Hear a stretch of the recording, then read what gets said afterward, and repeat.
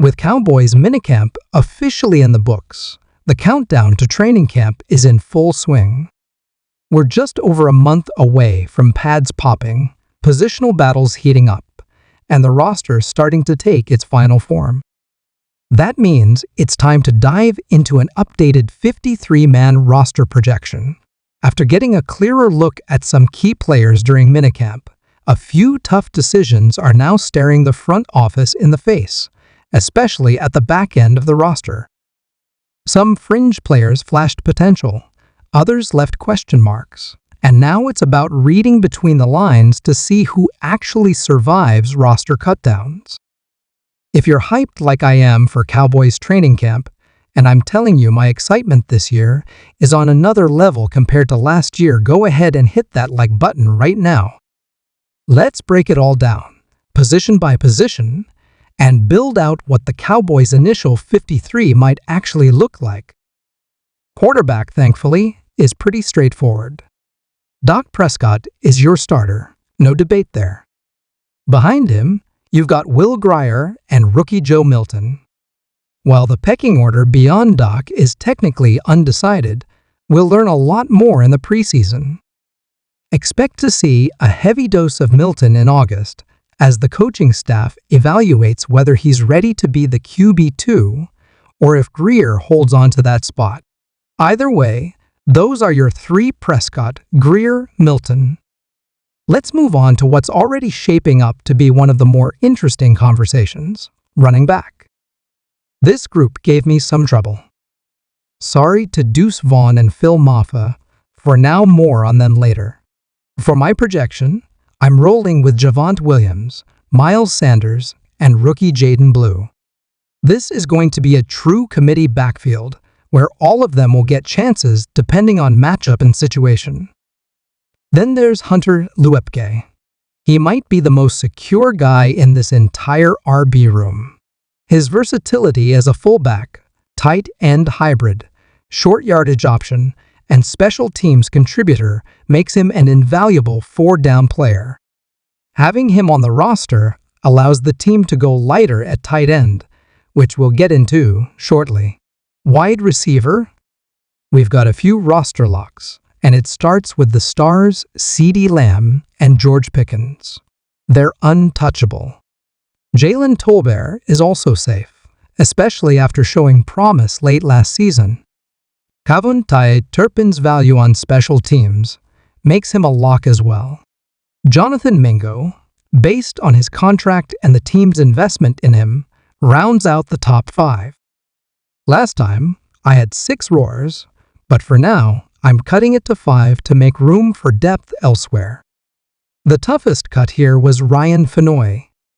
The Cowboys may still try to sneak him onto the practice squad, and that's a gamble they might be willing to take. Others like Brooks, Crarhopper, Paris Campbell, and the Udfas, they're all battling for that last seat at the table or a practice squad spot. With the depth at other skill positions and a more balanced defensive approach, I think 5 oars is a realistic number for the final roster. As for tight ends, I've got 3: Jake Ferguson, Luke Schoonmaker, and Brevin Spanford. All 3 provide different traits that will be useful in both passing and blocking packages. Sorry to Princeton Font, but he just missed the cut in this projection. John Stevens Jr., unfortunately, is dealing with injury, so I'm projecting him to start the year on IRR. That opens up a slot without technically cutting a guy who may still return later in the season. Now let's talk about the offensive line, where I've chosen to go one man lighter than before. The locks are Tyler Guyton, Tyler Smith, Cooper Beebe, Asim Richards, Terrence Steele, and Brock Hoffman. Robert Jones' contract gives him an edge, and I'm rounding it out with Ajani Cornelius. That makes 9 total. Notably, I have TJ Bass getting traded, and not because I don't like him. On the contrary, he's a solid player who could actually bring something back in return. Maybe a corner, maybe a rotational DT. Even a 7th rounder could help replenish assets. Bass has proven enough that I believe another team will want him on their 53. Switching to the defensive line, I've got 4 defensive tackles making it: Osa Odigizua, Maisie Smith, Solomon Thomas, and Jay Toya. That's right, I'm giving the edge to Toya over Justin Rogers. While I debated including a veteran free agent addition, the truth is, I'm not sure who they'd go out and sign right now unless a surprise cut happens elsewhere. I do think this DT group lacks a bit of punch, so don't be shocked if another video soon focuses entirely on that position. But because you can kick some edge guys inside situationally, I'm okay with 4. At defensive end, we've got Micah Parsons, Dante Fowler, Marshawn Neeland, Sam Williams, and Peyton Turner all making the cut.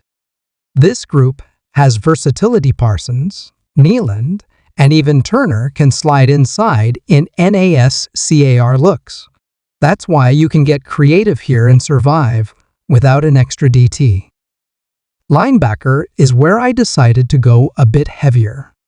I'm buying into the DeMarvion, Overshown, and Damone Clark buzz from minicamp. While Overshown isn't expected to be healthy for week 1, he'll likely start on the PUP list and not count against the 53. Kenneth Murray, Jack Sanborn, and Maurice Lufo are my other linebackers making it. Lufo makes it in part due to draft status and long-term upside. Justin Barron also sneaks in due to his special teams value.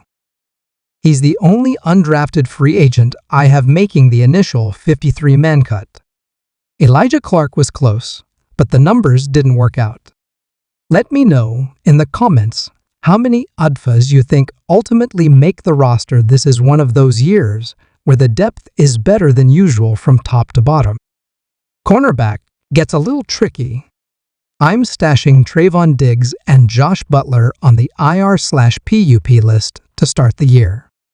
That means Darren Bland, Khair Elam, Savion Redwell, who I'm projecting as healthy along with Kellen Carson, and Israel Mukwamu round out the room. It's a bit unsteady, especially if Diggs and Redwell aren't ready to go early in the season. I'm admittedly a bit nervous about this group's health and youth.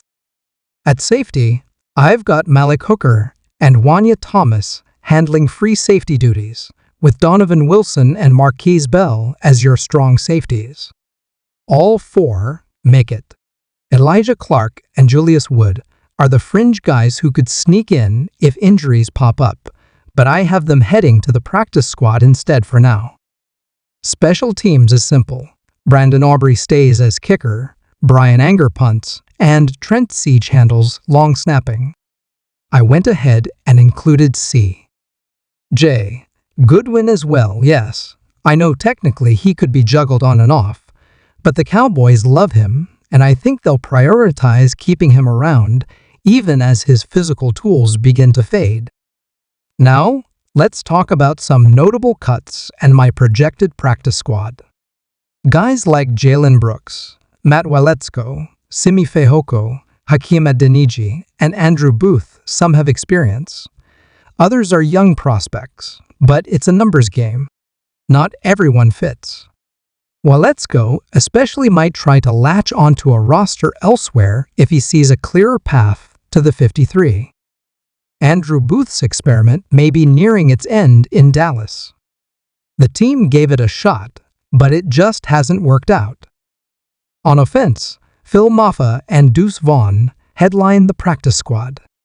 Vaughn, a 7th-round pick, has some risk of being poached, but I think they get him through. Ryan Fenoy also goes here, as does Paris Campbell, who gives you insurance for Turpin-type gadget plays. Tight ends include Ralston Farweather and Princeton Font. Nathan Thomas makes the cut as a developmental lineman. On defense, Justin Rogers and Tommy Eichbachs stick around. Denzel Daxon, as an international pathway player, won't count against the 16-man limit. Tyrus Wheat and Buddy Johnson are key special teams backups. Kaman Hall, Troy Pride, Elijah Clark, and Mike Smith rounded out depth and insurance across DB spots. So, now it's your turn. Who do you think is the most talented player the Cowboys end up cutting this year? Let me know in the comments. And if you made it this far, hit that like button and help us close the gap with the 49 ears in this friendly June subscriber battle. We're only 258 subs away from hitting 217K. Let's smash that milestone together. Subscribe now at youtube.com/cowboysled Cowboys fans.